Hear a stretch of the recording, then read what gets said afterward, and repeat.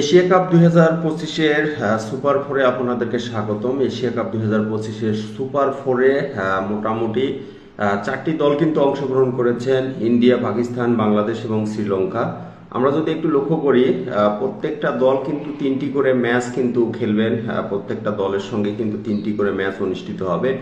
এর মধ্যে কিন্তু মোটামুটি ম্যাচ কিন্তু তিনটি ম্যাচ কিন্তু হয়ে গিয়েছে। প্রথম ম্যাচে বাংলাদেশ কিন্তু শ্রীলঙ্কাকে হারিয়েছিল, দ্বিতীয় ম্যাচে ইন্ডিয়া কিন্তু পাকিস্তানকে হারিয়েছে এবং তৃতীয় ম্যাচে শ্রীলঙ্কাকে কিন্তু আবার পাকিস্তান কিন্তু হারিয়েছে।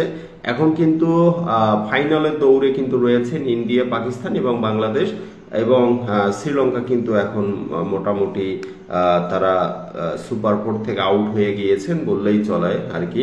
আমরা যদি লক্ষ্য করি যে বাংলাদেশ ক্রিকেট দল তাদের কিন্তু মোটামুটি এনআরআর পয়েন্টের কারণে তারা কিন্তু কিছুটা এক ম্যাচ জিতলেও কিন্তু তারা 3 নম্বর অবস্থানে রয়েছেন। ইন্ডিয়া কিন্তু 1 নম্বর অবস্থানে রয়েছেন। তাদের মানে রেটিংটা বেশি, পাকিস্তানের রেটিংটা তাদের থেকে কম এবং বাংলাদেশের রেটিংটা আরও কম আর কি।